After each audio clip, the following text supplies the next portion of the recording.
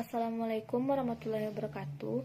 Perkenalkan, nama saya Enia Listikal, NIM 19016019, akan menjelaskan mengenai sasaran pengembangan kurikulum. Pengembangan kurikulum pada hakikatnya diarahkan dengan pencapaian 3 buah sasaran, di mana sasaran ini berfungsi untuk mendukung tercapainya standar kemampuan kelulusan atau SKL. 3 buah sasaran tersebut adalah: yang pertama yaitu pembentukan kemampuan penelitian dan pengembangan. Pembentukan kemampuan penelitian dan pengembangan ini diarahkan dengan penguasaan paradigma keilmuan, pengetahuan ilmiah, sarana berpikir, serta nilai-nilai yang terkait dengan kegiatan keilmuan lainnya sesuai dengan bidang studi. Yang kedua yaitu pembentukan kemampuan mendidik. Pembentukan kemampuan mendidik diarahkan dengan penguasaan teori, strategi, metode, dan teknik pendidikan dan pemahaman mengenai peserta didik untuk meningkatkan efektivitas dan efisiensi dalam proses belajar mengajar dan pengelolaannya. Yang ketiga yaitu pembentukan keahlian profesional dan personal. Pembentukan keahlian profesional dan personal ini diarahkan dengan penguasaan berbagai disiplin ilmu yang diperlukan dalam dimensi profesionalisme dalam keahlian tertentu yang menjadi bagian dari Assalamualaikum warahmatullahi wabarakatuh. Perkenalkan, nama saya Aprilia Rosa, NIM 19016071, akan menjelaskan tentang perbedaan kurikulum 2013 dengan kurikulum yang lainnya. Di sini saya akan menjelaskan 5 poin perbedaan. Yang pertama yaitu perbedaan dari sistem yang digunakan. Nah, pada kurikulum lama kita mengenal adanya istilah SK dan KD, atau disebut juga dengan standar kompetensi dan juga kompetensi dasar. Nah, namun kedua istilah tersebut tidak digunakan di dalam kurikulum 2013. Pada kurikulum 2013 ini kita mengenal adanya istilah KI, yaitu kompetensi inti. Maksud kompetensi inti ini yaitu tingkat kemampuan untuk mencapai standar kompetensi lulusan yang harus dimiliki oleh peserta didik pada setiap tingkat kelas atau program. Nah, jadi kompetensi inti ini berbasis tematik, sehingga acuan untuk bahan ajar dalam pembelajaran adalah berupa tema-tema yang telah disusun. Nah, yang kedua yaitu silabus yang digunakan. Dulu pada kurikulum sebelum 2013, biasanya sebelum memulai pembelajaran atau memulai bahan ajar, biasanya guru-guru menyiapkan silabus terlebih dahulu. Dulu guru-guru membuat atau merancang silabus sendiri berdasarkan mata pelajaran yang ia ajar. Namun pada kurikulum 2013 ini, silabus tidak dibuat lagi oleh guru, tetapi silabus langsung didatangkan dari pusatnya. Tujuan silabus dibuat dari pusat ini adalah agar silabus meratap materinya pada setiap sekolah dan agar para guru tidak kewalahan dalam menyusun silabus itu. Nah, yang perbedaan yang ketiga yaitu mata pelajaran tentang Pancasila. Nah, dulu pada tingkat satuan pendidikan kita mengenal adanya istilah mata pelajaran PPKN. Kemudian untuk semakin meningkatkan pengetahuan pelajar tentang Pancasila, maka istilah mata pelajaran PKN ini diperbarui menjadi PPKN, yaitu Pendidikan Pancasila dan Kewarganegaraan. Di sini tampak adanya penambahan kata Pancasila dari PKN menjadi PPKN. Tujuan dari pengubahan nama mata pelajaran Pancasila ini tidak lain dan tidak bukan untuk menekankan kepada pelajar agar pelajar lebih memahami apa sebenarnya makna Pancasila itu sendiri. Nah, perbedaan yang keempat yaitu implementasi kurikulum. Nah, dulu implementasi kurikulum lebih dipakai untuk mengarah kepada penjurusan. Nah, namun sekarang pada kurikulum 2013, implementasi kurikulum itu lebih ditekankan kepada peminatan peserta didik itu sendiri. Jadi kemana arah peserta didik atau minat ke peserta didik diarahkan kepada hal tersebut. Nah, dan perbedaan yang kelima yaitu beban belajar siswa. Dulu siswa belajar terlalu fokus kepada materi atau beban siswa agak sedikit banyak ya. Namun pada kurikulum 2013 ini penyusunan program yaitu dirancang agar mampu mengurangi beban belajar dan untuk meningkatkan keterampilan siswa itu sendiri. Nah, jadi tidak lain perbedaan kurikulum 2013 dari kurikulum yang lain itu tujuannya itu agar semakin kurikulum itu semakin baik dari tahun ke tahun. Baiklah, sekian yang dapat saya sampaikan. Perbedaan selanjutnya akan dijelaskan oleh rekan saya, oleh Risna Oktari. Assalamualaikum warahmatullahi wabarakatuh. Perkenalkan, saya Lisna Oktari dengan NIM 19016099. Saya berasal dari kelompok 3. Baiklah, di sini saya akan melanjutkan materi mengenai perbedaan kurikulum 2013 dengan kurikulum yang lainnya. Seperti yang sudah dijelaskan oleh teman saya tadi, di sini saya hanya akan melanjutkan dari penjelasan yang sudah dijelaskan oleh teman saya. Yang keenam yaitu ada proses penilaian. Proses penilaian yang dilakukan dalam penerapan kurikulum baru ini tidak hanya lebih mengutamakan pengetahuan semata, tetapi lebih berbasis kepada kemampuan melalui penilaian proses dan output. Nah, selanjutnya yaitu adalah penilaian evaluasi. Dominasi evaluasi terhadap aspek kognitif semakin dikurangi. Penilaian dilakukan secara profesional untuk menilai aspek kognitif, afektif, dan psikomotorik melalui penilaian tes dan portofolio yang saling melengkapi. Nah, yang kedelapan yaitu pendidikan dan tenaga kependidikan. Kurikulum 2013 disusun agar mampu memberikan motivasi mengajar serta mengakomodasi 4 kompetensi utama seorang guru, yaitu adalah profesi, pedagogik, personal, dan sosial. Yang kesembilan adalah pengelolaan kurikulum. Pada kurikulum sebelumnya, satuan pendidikan atau sekolah diberi kebebasan untuk merancang dan menyusun, sehingga tak jarang kurikulum tersebut tidak memperhatikan kondisi sekolahnya, kebutuhan peserta didik, dan potensi daerahnya.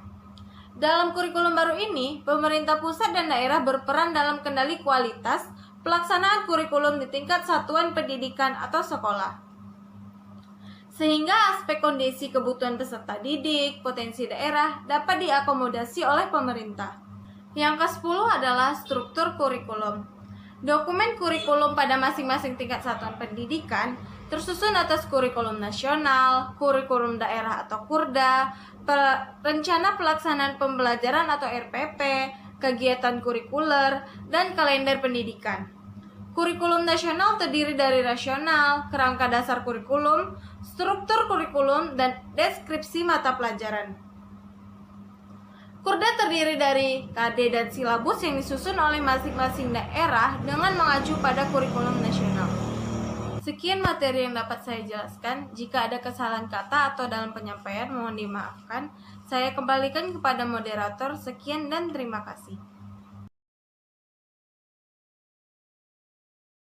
Assalamualaikum warahmatullahi wabarakatuh. Perkenalkan, saya Miftahul Ulfa, NIM 19016031.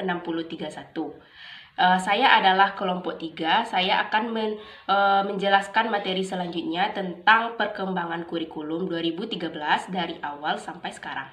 Nah, kurikulum 2013 atau kurikulum K13 ini adalah pengganti kurikulum 2006 atau kurikulum KTSP. Kurikulum 2013 ini memiliki 3 aspek penilaian seperti aspek pengetahuan, aspek keterampilan, aspek sikap, dan perilaku. Di dalam kurikulum 2013, terutama di dalam materi pembelajarannya, terdapat materi yang dirampingkan serta ditambahkan. Materi yang dirampingkan seperti materi bahasa Indonesia, IPS, PPKN, dan lain sebagainya. Sedangkan materi yang ditambahkan seperti materi matematika. Kurikulum 2013 atau kurikulum K13 adalah kurikulum yang berlaku dalam sistem pendidikan Indonesia. Kurikulum ini merupakan kurikulum tetap yang ditetapkan oleh pemerintahan untuk menggantikan kurikulum 2006 atau kurikulum KTSP yang sering disebut dengan kurikulum tingkat satuan pendidikan yang telah berjalan kurang lebih 6 tahun. Kurikulum 2013 ini masuk dalam masa percobaannya pada tahun 2013 dengan menjadikan beberapa sekolah menjadi sekolah rintisan. Pada tahun ajaran 2013 atau 2014, tepatnya di pertengahan tahun 2013, kurikulum 2013 ini diimplementasikan di sebagian sekolah perintis, yakni pada kelas 1 dan kelas 4 pada jenjang sekolah dasar, tingkat sekolah dasar, kelas 8 pada tingkat SMP, serta kelas 10 untuk jenjang SMA atau SMK. Sedangkan pada tahun 2014, kurikulum 2013 ini sudah diterapkan pada kelas 1, 2, 4, dan 5 untuk tingkat sekolah dasar, kelas 8 dan 9 untuk tingkat SMP, sedangkan untuk kelas 10 dan 11 untuk jenjang SMA dan SMK. Jumlah sekolah yang menjadi sekolah perintis adalah sebanyak 6.326 sekolah di seluruh provinsi yang ada di Indonesia. Kurikulum 2013 ini adalah pengembangan dari kurikulum sebelumnya atau kurikulum KTSP atau 2006 yang disusun mengacu pada tujuan pendidikan nasional dan berdasarkan evaluasi kurikulum sebelumnya dalam menjawab tantangan yang dihadapi bangsa di masa depan. Nah, pengembangan kurikulum 2013 ini khususnya terletak pada yang pertama, keseimbangan pengetahuan, sikap, serta keterampilan. Yang kedua yaitu pendekatan saintifik dalam pembelajaran. Yang ketiga yaitu model pembelajaran seperti penemuan, berbasis proyek, dan berbasis masalah. Yang keempat yaitu penilaian otentik. Nah, selanjutnya materi yang akan saya jelaskan tentang kelebihan dan kekurangan dari kurikulum 2013 ini yang masih menjadi pro dan kontra sampai sekarang. Yang pertama, kita akan masuk ke kelebihan dari kurikulum 2013 ini. Yang pertama, kurikulum 2013 ini lebih menekankan kepada pembentukan karakter. Nah, dengan adanya kurikulum 2013 ini membuka kesempatan bagi lembaga pendidikan untuk membentuk karakter atau budi pekerti yang luhur bagi peserta didik. Menariknya, upaya pembentukan karakter ini atau pembentukan budi pekerti yang luhur ini ditekankan pada seluruh program studi yang ada, sehingga memungkinkan karakter anak dalam setiap program studi akan terbentuk. Nah, yang kedua yaitu memungkinkan anak menjadi lebih aktif, inovatif, dan kreatif. Nah, selain memudahkan untuk pembentukan karakter, kurikulum 2013 ini juga memiliki keunggulan itu mendorong siswa untuk lebih aktif. Karena kurikulum ini didesain secara khusus agar siswa lebih aktif dan kreatif dalam berbagai hal, khususnya dalam memecahkan suatu permasalahan yang dihadapi dalam proses pembelajaran. Nah, hal ini dapat memungkinkan anak dapat menjadi kreatif, inovatif, serta aktif dalam proses pembelajarannya. Nah, yang ketiga yaitu lebih responsif terhadap fenomena alam atau fenomena sosial yang ada. Nah, kelebihan lain dari kurikulum 2013 ini adalah dapat menjadikan siswa yang responsif dalam berbagai hal. Peserta didik akan diajari untuk lebih mandiri dan tanggap dalam berbagai fenomena sosial yang ada, baik di tingkat lokal, tingkat daerah, ataupun tingkat nasional. Yang keempat yaitu proses penilaian dilakukan dari semua aspek. Nah, keunggulan dari kurikulum 2013 ini adalah adanya proses penilaian yang komprehensif. Maka kurikulum 2013 ini juga membuat suatu indikator penilaian dari aspek yang lainnya. Di antaranya dari sisi kecerdasan, sikap dan karakter, sosial, bahkan aspek religius. Nah, yang keenam yaitu mendorong guru untuk semakin kreatif sebagai fasilitator pembelajaran. Nah, kurikulum 2013 ini mendorong guru agar semakin kreatif di dalam memberikan pengajaran kepada para peserta didik, di mana inovasi dan keahlian guru sangat dibutuhkan dalam kurikulum 2013 ini agar materi yang dimaksud tersampaikan dengan baik atau dapat dipahami oleh para peserta didiknya dengan baik. Nah, yang terakhir yaitu penyediaan fasilitas belajar semakin efisien. Nah, dengan adanya kurikulum 2013 ini, berbagai fasilitas belajar dapat diperoleh dengan baik dan efisien. Misalnya, pemberian buku ajar dan berbagai fasilitas lainnya.